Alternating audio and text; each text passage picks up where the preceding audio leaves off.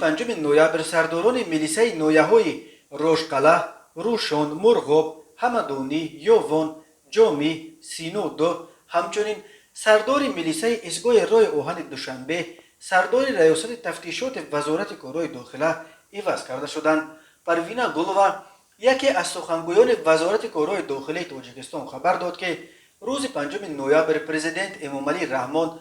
کادرهای را که به وظیفه‌های مسئول و راهبری کننده این وزارت تعیین شدند به حضور پذیرفته است. بنا به اطلاع پروینه گلووا، پرزیدنت با این کادرهای نفتعیین پیرامون مسائل چون ضرورت تامین ثبات و امنیت،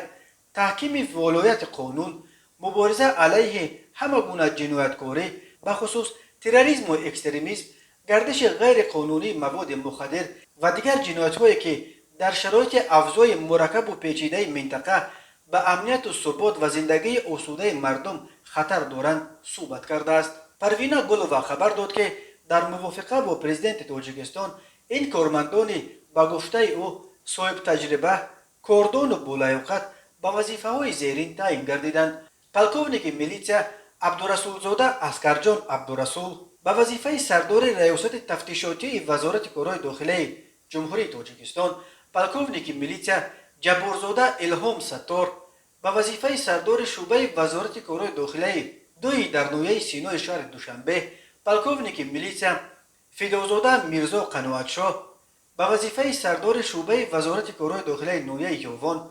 پلکونیک میلیتسیا جعفرزاده خیرالدین حیدر به وظیفه سردار شعبه وزارت کارهای داخلی نویه مرغوب ولایت مختار کوهستان بدخشان، پلکونیک میلیتسیا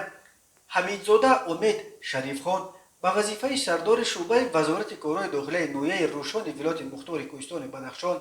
پلکونیک میلیتسیا تشریفزاده شاولی تورخان به وظیفه سردار شعبه وزارت کارهای داخلی نویه همدانی ولایت ختلان، پلکونیک میلیتسیا غفارزاده عبدالرؤوف عبدالجبار به وظیفه سردار شعبه وزارت کارهای داخلی نویه جامی ولایت ختلان، مایور میلیتسیا پیر محمدزاده غالب پیر محمد به وظیفه سردار شعبه وزارت کارهای داخله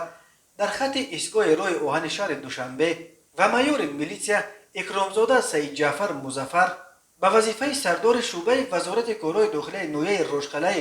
ولایت مختار کوهستان بدخشان تعیین شدند.